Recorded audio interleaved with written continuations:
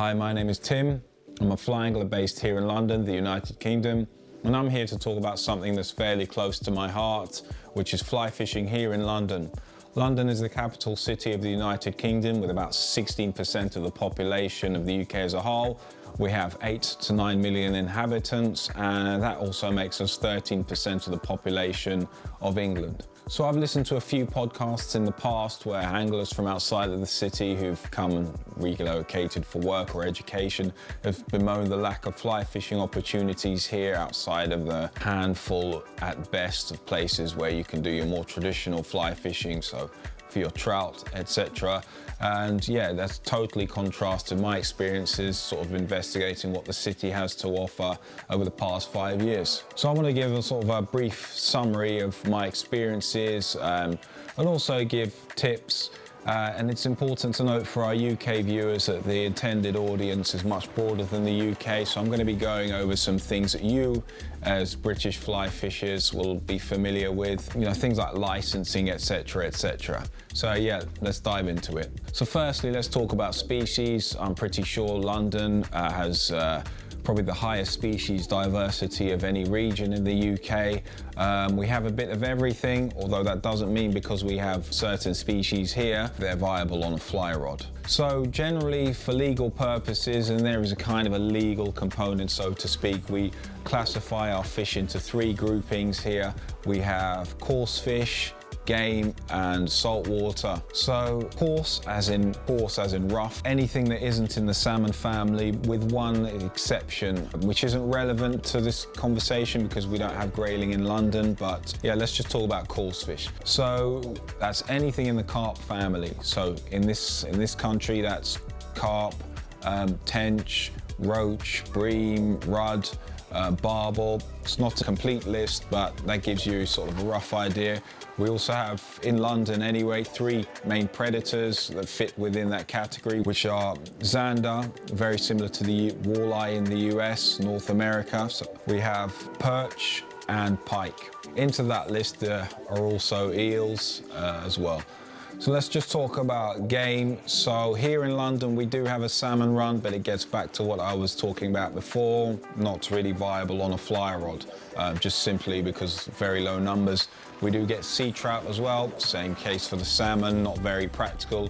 We also have brown trout here. We have put and take lakes with rainbow trout too. The grey area that I was talking about was a grayling, so it technically, because it spawns in the spring, it's classed as a coarse fish, and for many years it was seen as an inferior relation to the salmon and the trout. So historically it was classed as a coarse fish, even being removed from many waters, but now it's kind of been rehabilitated, so it's kind of in a grey area. We do have saltwater species here, probably on a fly rod the most practical would be the thin lip mullet and bass. We do have other stuff like flounder, and in winter you get whiting, codling, and there's, you know, the countless species in the Thames.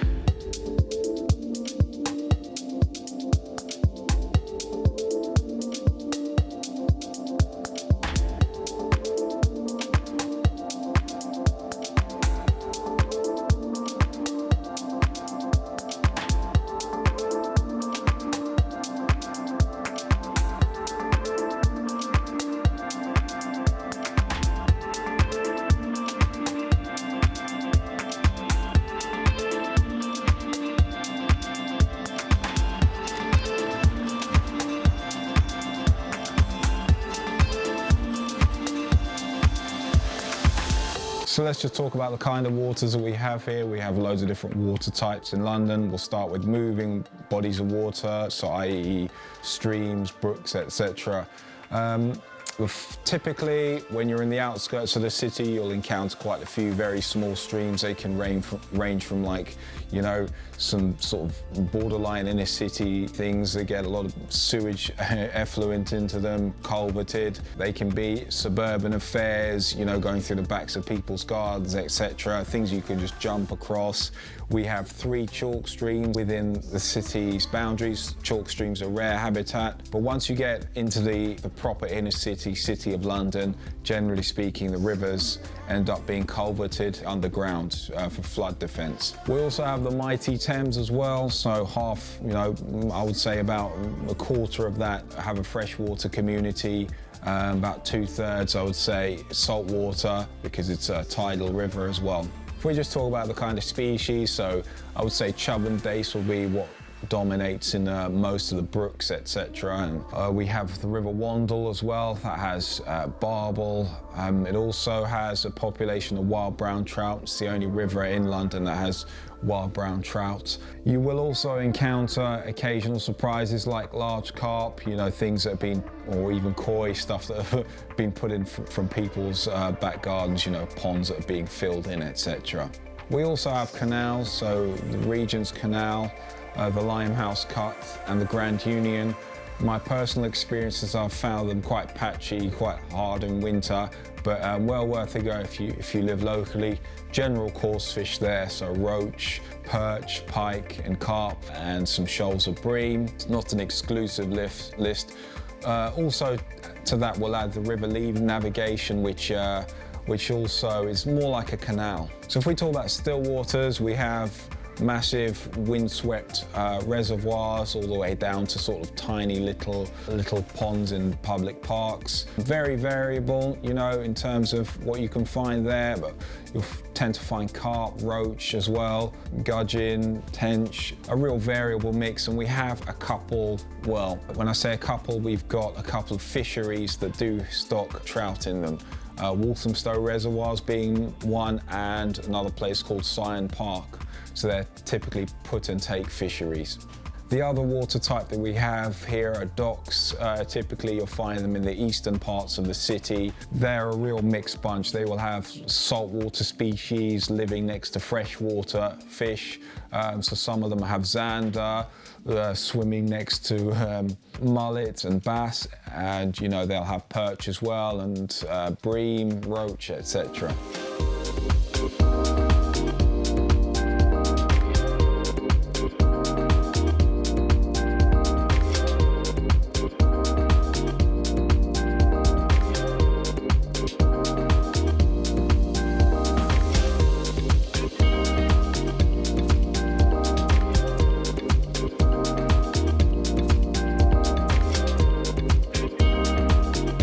So if we just touch on briefly to the legal aspect, so to speak, we do have a closed season. There are times when you're not allowed to fish for certain species, depending on where you are in the country and what you're fishing for. So if we start with brown trout, the season is the 1st of April to the 30th of September. That's in this particular region, which is called the Thames region. The trout season does vary where you are in the country, plus or minus a few days here and there. The coarse fishing season, you're not allowed to fish between the 15th of March to the 15th of June. That's blankets on all rivers, so you're not allowed to coarse fish then. Still waters is a bit different. Some places stay open, some places remain closed. So for example, there's Hampstead Heath, there's a bunch of ponds, but technically because they were formed by damming off a river and still get, I think it's called the River Fleet, flowing through them, technically they're still classed as a river. So they have a closed season in operation. Canals tend to stay open all year, so we have the Regent's Canal. So yeah, you can fish throughout the year on those. There's a bunch of still waters that form a complex, Walthamstow Reservoirs. So on that complex, half of them close for the coarse fishing closed season, half of them remain open. On the Thames, upstream of Woolwich, which is a small sort of town, so to speak, within London, or area within London, it's classed as a coarse fishery. So a closed season does apply if you're fishing for coarse fish there, although saltwater species still go up, right up into the heart of London. Downstream, it's classed as a saltwater fishing community.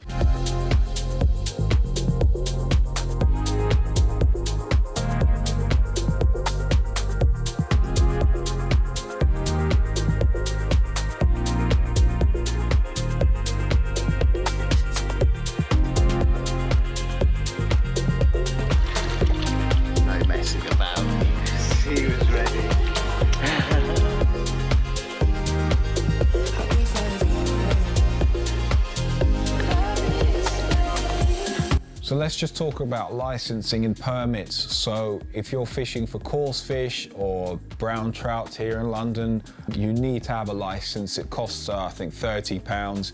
You can get it online, and you can get the actual license in digital form. But always make sure that you have your mobile phone if it's digital form, because occasionally you do get checks. It doesn't mean because you've got the license that entitles you to rock up and fish somewhere. Some places in London are free, others you have to pay either a day ticket or join a club. And then there are some places that have sort of a bit of a grey area where technically you're not allowed to fish, but nobody really troubles you, etc. So let me just give you a few examples of permits and places that are free. So in southeast London, there's somewhere called Keston Ponds. It's on public land. The fishing there is free. It was formed by damming off a river, or the chain of ponds were formed by damming off a river rather. So it's important to note that it does have a close season. So you're not allowed to fish between the 15th of March to the 15th of June. It has strictly coarse fish, and it's free fishing. All you need is your rod license. We then have Walthamstow reservoirs in North London. You can get a day ticket there. You can get a season ticket, but you have to have a day ticket. Well, you have to have some permit to fish it and your license. So if you're fishing the Thames for saltwater species, mullet, bass, you do not need a license. However, if you're fishing upstream and you're fishing for coarse fish, you have to have a license. And broadly speaking, most of the Thames, in fact, I think pretty much all of the Thames in London is free. The canals, technically you need something called a Waterways Wanderers Pass. I think it's something like that, but it's not really enforced. I don't even think half of the anglers or even most of them realize you're supposed to have a permit to fish it. So generally speaking, it's kind of de facto free, as are the docks.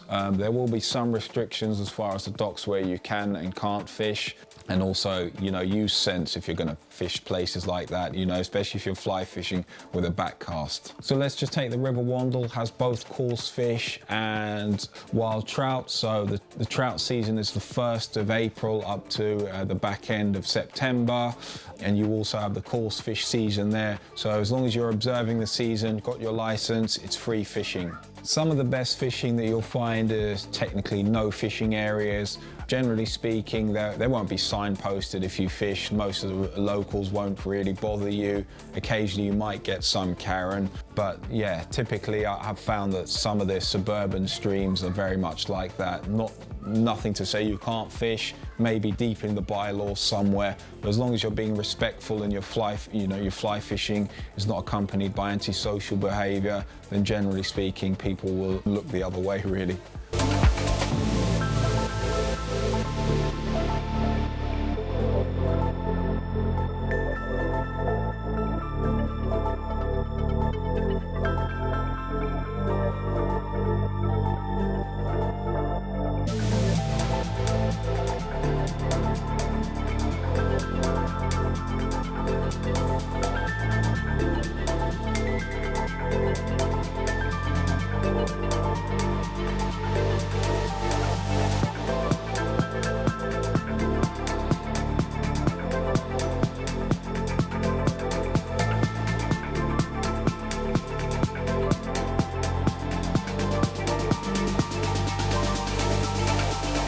Without a doubt, the biggest thing that you need is the right attitude. You're going to be boldly stepping onto places where fly anglers hardly ever venture.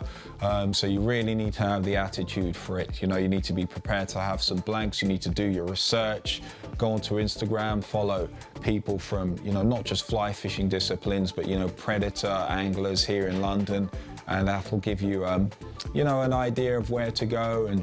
And you'll also begin to recognize that some places will not be viable or will be very difficult. So trying to catch zander from the docks, docks are very deep in London, 30 feet deep. Also, it's bank fishing only, so that makes the job a bit harder. So it's also recognizing the limitations of fly fishing as a method.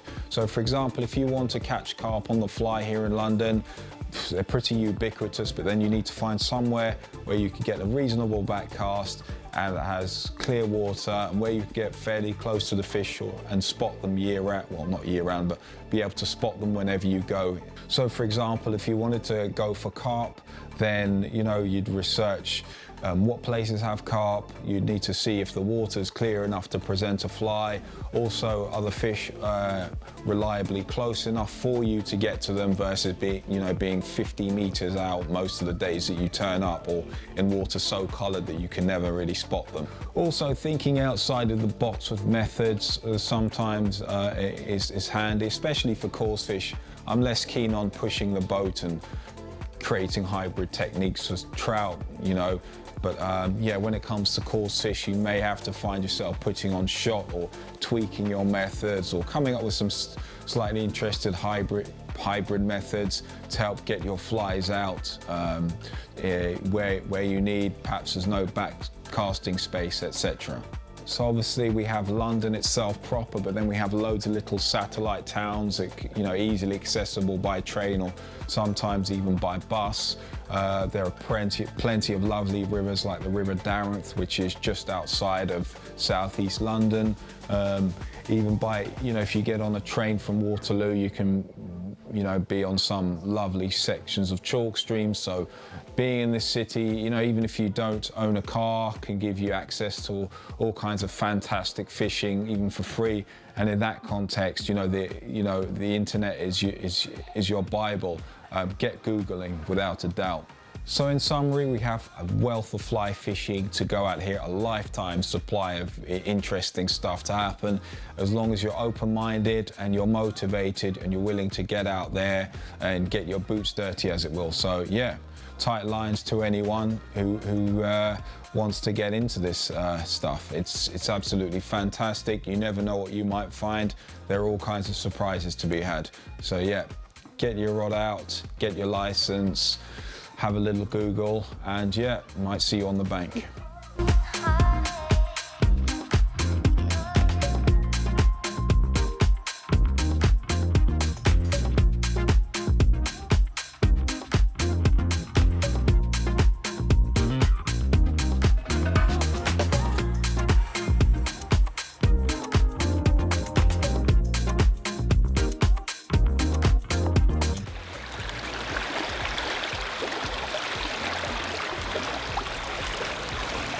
That's a nice result. Afternoons fishing after work.